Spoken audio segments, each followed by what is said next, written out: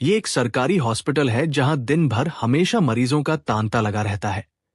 लेकिन जैसे ही घड़ी में 7 बजते हैं, यहां अफरा तफरी मच जाती है। चलो, हो चाहिए, हम यहां से क्यों जा रहे हैं? और अस्पताल में काम करने वाले सभी लोग अस्पताल खाली कर दिया करते हैं। अब आधे दिन की बात है। मनु और उसकी पत्नी ममता अपनी कार से कहीं जा रहे थे। अचानक बारिश शुरू हो गई। आराम से चलाइए, बारिश शुरू हो गई है। ख्याल, पहली बार गाड़ी चला रहा हूं। मैं तो ये बोल रही थी कि रास्ता ठीक नहीं है, इसलिए संभाल कर चलाइए। जी हां, अब तुम मुझे दिखाओगी मुझे गाड़ी कैसे चलानी है। इनकी इसी बहस में गाड़ी का संतुलन बिगड़ा और वह सीधे। ममता, तुम ठीक तो हो? अरे, इतना खून बह रहा है। मेरी गलती है, मुझे तुम्हारी बात मान लेनी चाहिए थी। ममता, तुम फिक्र मत करो, तुम्हें कुछ नहीं होगा। मनु घायल पत्नी को गोद में उठाया और अस्पताल की ओर चलने लगा। मनु और ममता इस इलाके में नहीं थे। उन्हें सरकारी अस्पताल के बारे में कुछ नहीं पता था। अस्पताल का बोर्ड देखकर मनु बहुत खुश हुआ। ममता, अस्पताल मिल गया, अब तुम ठीक हो जाओगी। मनु अस्पताल के अंदर गया। डॉक्टर, नर्स कहाँ है? ये अस्पताल पूरा खाली क्यों है? मनु ने ममता को व्हीलचेयर पर रखा और डॉक्टर को ढूंढने चला गया। वो भीतर के कमरे में गया, जहां बहुत अंधेरा था। डॉक्टर, कोई है? वह दूसरे कमरे में गया, वहां भी कोई नहीं था। अचानक सारी लाइट्स बंद चालू होने लगी। मुझे कुछ तो गड़बड़ लग रही है। मनु दौड़ते हुए दरवाजे पर पहुंचा। तभी उसने अपनी पत्नी को देखा। ममता, वहां क्या हुआ? तुम्हारे जाने के बाद डॉक्टर आए थे। उन्होंने इलाज किया और पट्टी बांधी। वर्मा बोला, मुझे लगा था कि ये अस्पताल वीरान है। अब कुछ करने की जरूरत नहीं है। हम कुछ घंटे यहीं रुक जाते हैं। सुबह होते ही यहां से चले जाएंगे। दोनों वही बेंच पर बैठे बैठे सो गए। अचानक ममता ने अपनी आंखें खोली। वो धीरे धीरे मुर्दाघर की ओर बढ़ने लगी। कुछ देर बाद मनु की आंख खुली। ममता। वो घबराकर उठा और ममता के पीछे दौड़ पड़ा। दौड़ते दौड़ते वो मुर्दाघर पहुंच गया। ममता, ये तुम क्या कर रही हो? ममता शांत आवाज में बोली, अपना शरीर देख रही हूं। अपना शरीर? मनु ने हैरानी से पूछा। ममता ने सामने इशारा किया। मुर्दाघर के अंदर एक शव पड़ा था। अगली सुबह जब अस्पताल खुला तो वहां का मंजर दिल दहला देने वाला था। मनु की लाश मुर्दाघर के फर्श पर पड़ी थी और ममता पंखे से लटकी हुई मिली। लोगों में दहशत फैल गई। ये लोग अघोरी आत्मा के शिकार हो गए। अघोरी आत्मा? किसी ने पूछा। हां, आओ, मैं तुम्हें सब बताती हूं। दोनों नर्स रूम की ओर चले गए। ये घटना 1 महीने पहले की थी। रात के लगभग 10 बजे थे। 2 आदमी एक अघोरी बाबा की लाश लेकर अस्पताल पहुंचे। डॉक्टर ने पूछा, ये क्या मामला है? एक आदमी बोला, डॉक्टर साहब, ये हमारी गाड़ी के नीचे आ गया था। दूसरा आदमी बोला, हम जंगल में कैंप कर रहे थे। हमें लगा इसकी तबीयत खराब है, इसलिए इंसानियत के नाते इसे यहां ले आए। मुझे तुम दोनों की बातों पर यकीन नहीं है। पोस्टमार्टम करना पड़ेगा, तभी सच्चाई सामने आएगी। दोनों आदमी परेशान हो गए। डॉक्टर लाश को लेकर मुर्दाघर पहुंच गए और पोस्टमार्टम शुरू कर दिया। लेकिन कुछ ही देर बाद डॉक्टर अचंभित रह गए। इम्पॉसिबल, उन्होंने चौंकते हुए कहा। इसका पूरा शरीर मृत है, लेकिन इसका दिल अभी भी धड़क रहा है। उन्होंने नर्स से कहा, तुरंत किसी हार्ट पेशेंट के लिए व्यवस्था करो। जैसे ही डॉक्टर ने शरीर की नस काटी, अचानक कुछ भयानक हुआ। उस मृत शरीर से अघोरी की आत्मा बाहर निकल आई। वो गुस्से में दहाड़ने लगी। तुम लोगों ने मेरी तपस्या भंग कर दी, मुझे मार डाला। आत्मा ने सबसे पहले डॉक्टर और नर्स पर हमला कर दिया।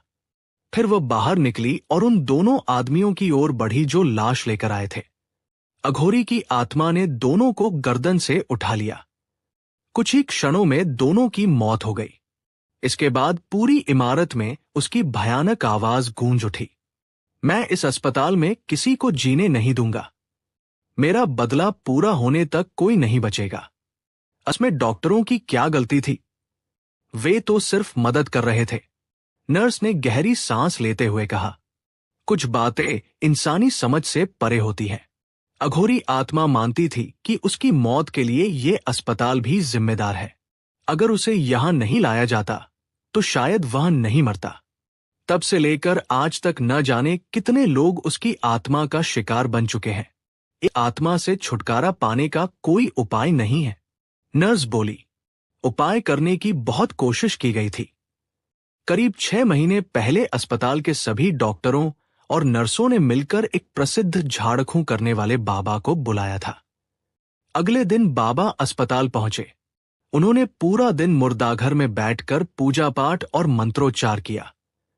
पूरा अस्पताल मंत्रों की आवाज से गूंज रहा था। और फिर अघोरी की आत्मा बाबा के सामने प्रकट हो गई। उसकी आंखों में भयानक क्रोध था।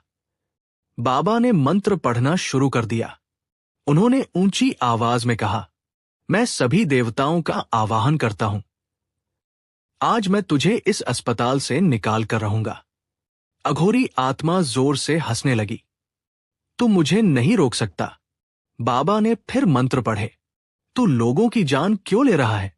तूने इतने निर्दोष लोगों को क्यों मारा? इस अस्पताल में मेरा खून हुआ था। मेरा क्या दोष था? मेरी तपस्या भंग की गई। मुझे मौत के मुंह में धकेल दिया गया। बाबा ने समझाने की कोशिश की। जो हुआ वह एक हादसा था। निर्दोष लोगों को मारना पाप है। लेकिन आत्मा किसी की सुनने को तैयार नहीं थी। उसका गुस्सा और बढ़ता जा रहा था। पूरी रात अस्पताल में अजीब आवाजें गूंजती रहीं। अगली सुबह जब अस्पताल के लोग वापस लौटे, उस दिन के बाद किसी ने भी उस अघोरी आत्मा का सामना करने की हिम्मत नहीं की।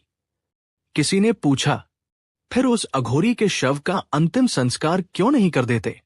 नर्स बोली, कोशिश की गई थी, लेकिन जो भी उसके शरीर को छूने की कोशिश करता है वो रहस्यमय तरीके से मर जाता है। इसलिए आज तक उसका शव वहीं पड़ा है और फिलहाल हमारे पास कोई दूसरा रास्ता नहीं है। हर शाम 7 बजे हम अपनी जान बचाने के लिए अस्पताल खाली कर देते हैं। नर्स की बात खत्म होते ही कमरे में सन्नाटा छा गया, क्योंकि सभी जानते थे कि आज रात फिर 7 बजने वाले थे। लोग कहते हैं कि इस दुनिया में कोई भी ऐसी जगह नहीं है, कभी उनकी रूहें भटकती रहती हैं।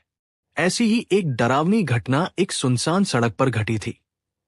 उस रात शैलेश अपने ऑफिस का इवेंट खत्म करके घर लौट रहा था। उसने फोन मिलाया। हेलो सीमा। नहीं, अभी ऑफिस का इवेंट खत्म हुआ है। यार, ये लोग भी ना इतनी दूर इवेंट रखते हैं। कैब भी नहीं मिल रही। ऐप भी काम नहीं कर रहा। फुर से एक तेज रोशनी दिखाई दी।